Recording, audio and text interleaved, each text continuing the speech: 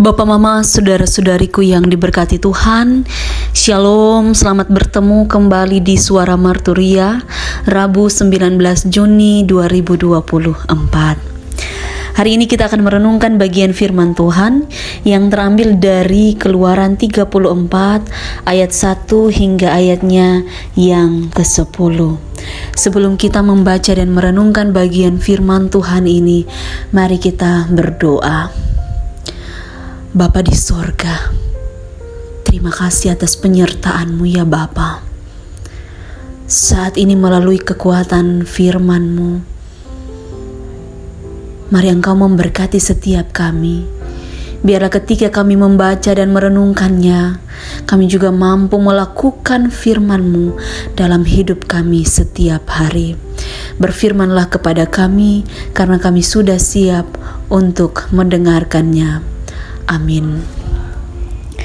Keluaran 34 ayat 1 hingga ayatnya yang ke-10. Di bawah perikop 2 loh batu yang baru. Berfirmanlah Tuhan kepada Musa, pahatlah 2 loh batu sama dengan yang mula-mula, maka aku akan menulis pada loh itu segala firman yang ada pada loh yang mula-mula yang telah kau pecahkan. Bersiaplah menjelang pagi dan naiklah pada waktu pagi ke atas gunung Sinai. Berdirilah di sana menghadap aku di puncak gunung itu. Tetapi janganlah ada seorang pun yang naik bersama-sama dengan engkau, dan juga seorang pun tidak boleh kelihatan di seluruh gunung itu. Bahkan kambing domba dan lembu sapi pun tidak boleh makan rumput di sekitar gunung itu. Lalu Musa memahat 2 loh batu sama dengan yang mula-mula. Bangunlah ia pagi-pagi dan naik ia ke atas gunung Sinai, seperti yang diperintahkan Tuhan kepadanya, dan membawa kedua loh batu itu di tangannya. Turunlah Tuhan dalam awan, lalu berdiri di sana dekat Musa serta menyerukan nama Tuhan.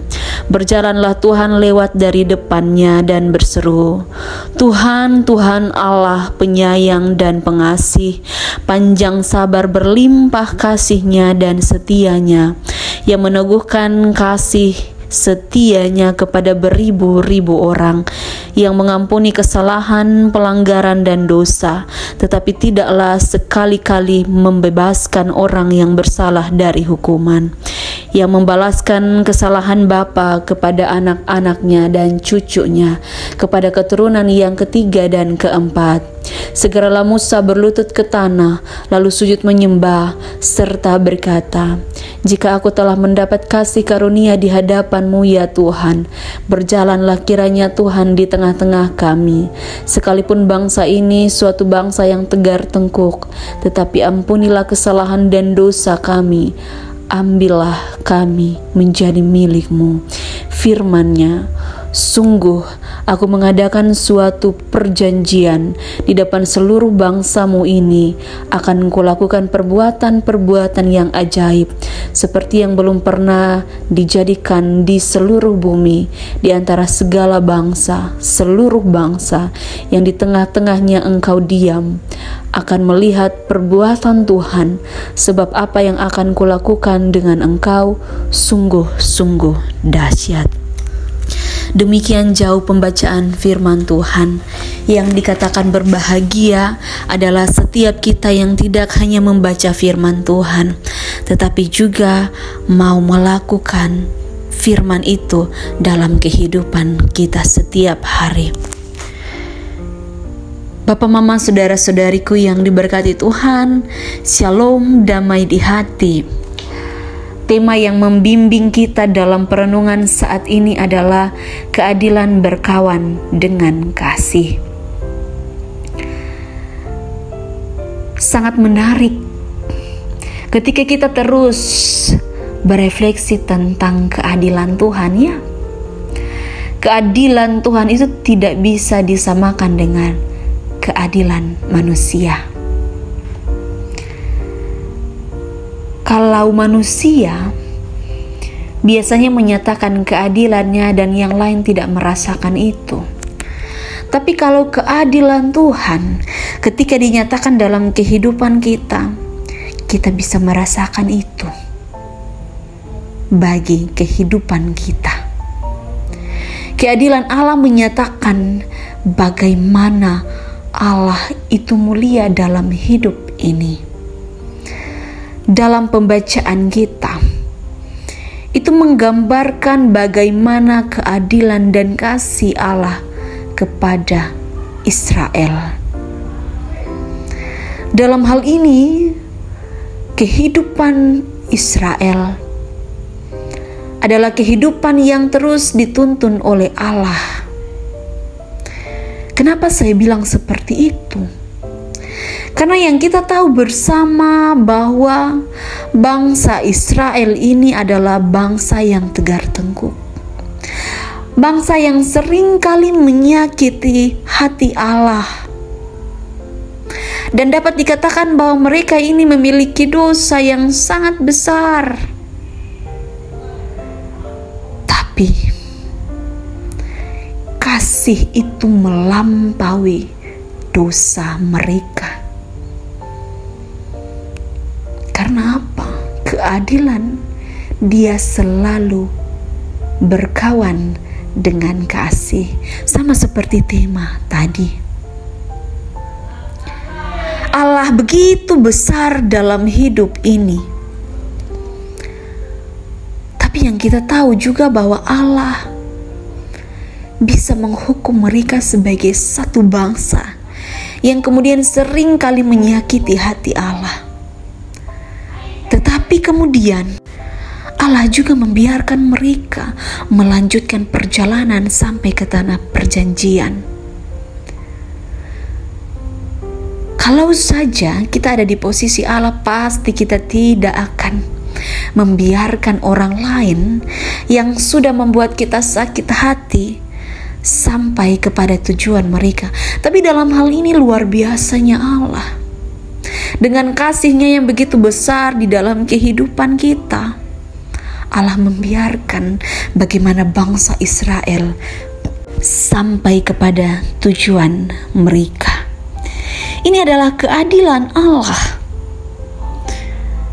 Jadi kalau misalnya kita ada di dalam kehidupan yang mungkin kemarin kehidupan yang paling tidak enak, kita jangan mengeluh. Karena mungkin saja di hari-hari yang akan datang keadilan Allah itu akan dinyatakan dalam kehidupan kita.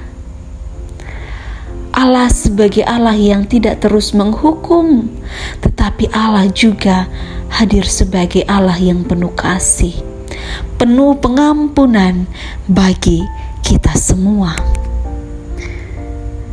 Kalau dalam kehidupan kita, apakah kita mau bilang Allah itu Allah penuh kasih? Mungkin saja sebagian orang mau bilang bahwa Allah itu kasih-Nya setengah-setengah.